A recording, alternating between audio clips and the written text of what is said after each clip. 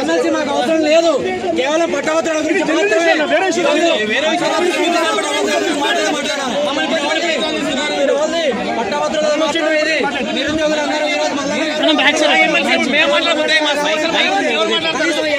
మేము ఇస్తామనేటువంటి మాట ఆ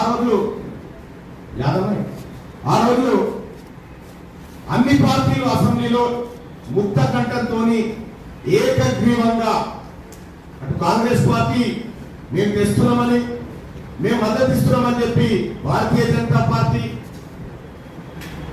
దీన్ని వెంటనే ఇంప్లిమెంట్ చేయాలి అని చెప్పి బీఆర్ఎస్ పార్టీ, ఆఖరికి లెఫ్ట్ పార్టీలు కూడా బీసీల వాటా తీర్చాలనేటువంటి మాట చెప్పింది. ఎంఐఎం కూడా ఓకే అని. ఇక దీనికి అడ్డు ఎవరు లేరు. ఇక్కడ రాష్ట్రంలో 42% రిజర్వేషన్ అనేటువంటి అంశానికి అడ్డు ఎవరు లేరు.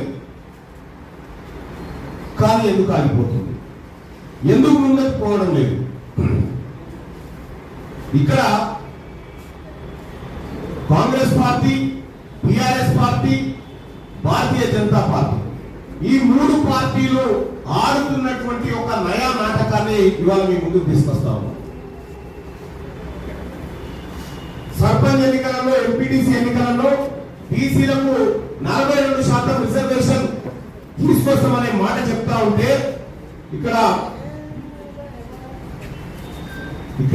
మా దగ్గర ఉన్నటువంటి డేటా ప్రకారం ఇప్పటికే 45% రిజర్వేషన్, 45% సీట్లు బీసీలకు లభిస్తా ఉన్నాయి. ఇక్కడ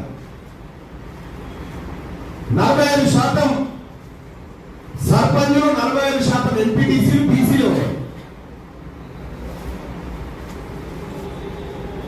ఇది 2014-16 డేటా తీసుకుంటే 45%, తాజాగా అది 50%.